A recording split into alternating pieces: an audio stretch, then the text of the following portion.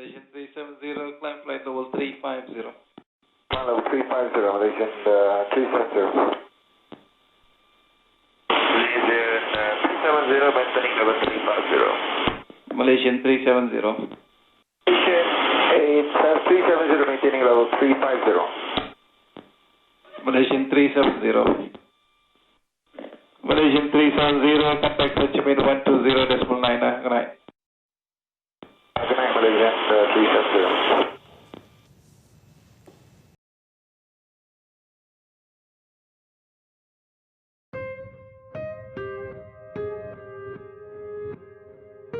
Hai dan Assalamualaikum. Hari ini aku nak ceritakan tentang kes kehilangan pesawat yang terbesar di dalam dunia penerbangan, iaitu kes kehilangan MH370. Sudah lebih 6 tahun peristiwa gelap ini terjadi dan ini semuanya bermula pada 3 Mac 2014. Kapal terbang MAS iaitu MH370 dirancang akan berlepas di lapangan terbang KLIA dalam pukul 12.30 pagi untuk ke Beijing, China. Terdapat 227 penumpang yang terdiri daripada pelbagai negara antaranya Malaysia, China, Indonesia dan Australia. Ditambahkan lagi 12 orang daripada kru-kru dan juga 2 orang juruterbang. Kesemuanya berasal daripada Malaysia. Pada hari itu, juruterbang yang bertugas adalah Kapten Zahari Ahmad Shah dan pegawai utama Farid Abdul Hamid. Penerbangan berlepas seperti hari-hari biasa. Tetapi pada pukul 1.19 pagi, perbualan terakhir direkodkan antara pusat kawalan di KLIA dan juga juruterbang MH370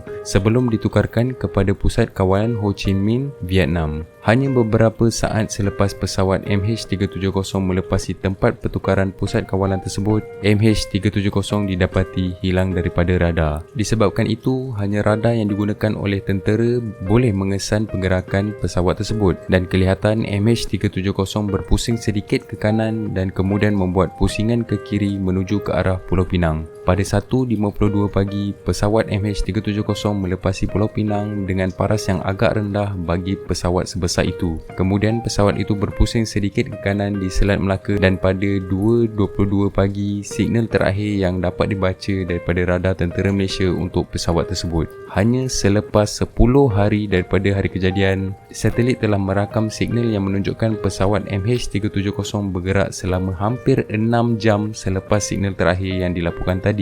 Dianggarkan pada pukul 8.19 pagi adalah kali terakhir pesawat itu berada di udara sebelum hilang kerana tiada signal atau bukti lain yang menunjukkan pesawat itu masih berlega di ruang udara. Signal terakhir tadi digunakan untuk membuat garisan pencarian yang dikenali sebagai 7th Arc, yang akhirnya pencarian bersetuju bahawa kemungkinan pesawat MH370 hilang adalah berdekatan dengan perairan barat Australia. Pelbagai usaha dan cara daripada pelbagai pihak dari beberapa negara telah digunakan untuk menjejaki sebarang bukti yang boleh menunjukkan kelibat pesawat tersebut. Hanya selepas lebih daripada setahun pencarian, berita tentang cebisan pesawat yang tidak dikenali dijumpai di Pulau Reunion. Selepas pihak berkuasa melihat bukti-bukti yang ada di cebisan tersebut, mereka bersetuju bahawa cebisan itu adalah daripada pesawat MH370 dan seterusnya menjumpai 2 lagi cebisan yang berasal dari pesawat tersebut. Selepas beberapa tahun pencarian dengan anggaran kos pencarian lebih $100 juta, pada 17 Januari 2017 pencarian MH370 akhirnya ditamatkan. Kemudiannya disambung oleh syarikat Ocean Infinity daripada Amerika Syarikat yang cuba meneroka dan memfokuskan kawasan yang lebih kecil, tetapi mereka juga tidak berjaya dan menamatkan pencarian pada Jun 2018. Sehingga hari ini masih ada yang mencari dan membuat kajian sendiri tentang apa yang sebenarnya terjadi kepada MH370 dan juga semua penumpang di dalamnya. Jadi, ada beberapa teori seawal bermulanya berita tentang misteri kehilangan pesawat MH370 ini. Antaranya, teori pertama adalah rampasan oleh penumpang di dalam pesawat itu sendiri. Antara teori yang terawal selepas senarai penumpang dikeluarkan, terdapat 2 warga negara Iran yang mempunyai pasport yang tidak sah berada di dalam pesawat. Pasport mereka juga dikatakan adalah pasport yang dicuri. Tetapi setelah diperiksa dengan lebih teliti, mereka dikatakan sedang mencari tempat perlindungan dan bukanlah pengganas. Teori yang kedua adalah kebakaran berlaku di dalam kapal terbang. Ini disebabkan kapal terbang tersebut berpusing dan kelihatan seperti patah balik ke arah Pulau Pinang. Ada yang beranggapan mereka mengalami kebakaran di dalam kapal terbang tersebut kerana di dalam karbu pesawat tersebut mempunyai barang-barang yang mempunyai bateri ion lithium. Ini pernah terjadi pada pesawat lain yang menyebabkan kebakaran di dalam pesawat berpunca daripada bateri ini. Tetapi selepas mengambil kira masa kapal terbang itu berada di ruang udara, ianya boleh dikatakan mustahil. Teori yang ketiga dikawal oleh alat kawalan jauh. Dr. Mahadi sendiri pernah menimbulkan teori ini kembali selepas ditanya oleh wartawan di Australia. Dr. Mahadi berkata, "It was reported in 2006 that Boeing was given a lesson to operate the takeover of a hijacked plane while it is flying. So I wonder whether that's what happened." Tetapi dikatakan teknologi itu tidak digunakan pada kapal terbang komersial. Pencipta kapal terbang itu sendiri mengatakan Boeing has confirmed that it has not implemented the patent system or any other technology to remotely pilot a commercial aircraft and is not aware of any Boeing commercial aircraft that has incorporated such technology. Teori yang keempat adalah rampasan oleh juruterbang itu sendiri, Kapten Zahari Ahmad Shah. Juruterbang yang berpengalaman selama lebih puluhan tahun itu mempunyai lebih daripada 18,000 jam pengalaman mengendali kapal terbang. Juruterbang yang berusia 53 tahun pada tahun kejadian tersebut mempunyai rekod yang bersih dan tiada masalah keuangan maupun mental. Jadi apa kemungkinan sebab dan motif Kapten Zahari ini melakukan perkara terkutuk ini?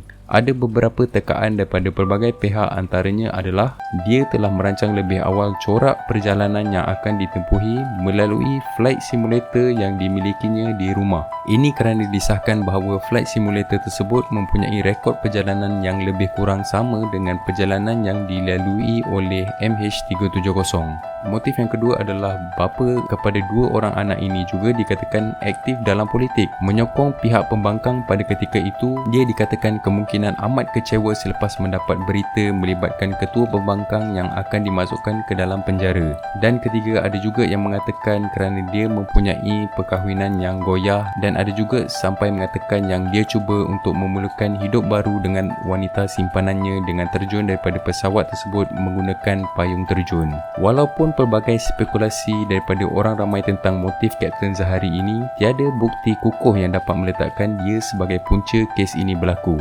Dan ini hanyalah teori dan spekulasi yang dibuat oleh orang ramai tentang kehilangan yang penuh misteri ini. Apa-apa pun, kita mengharapkan kes ini dapat diselesaikan dan semoga semua keluarga mangsa diberikan kekuatan untuk terus bersabar menunggu perkembangan tentang pesawat MH370 ini. Again, thank you so much for watching this. Jangan lupa like, share, komen dan subscribe channel ini, and see you in the next episode.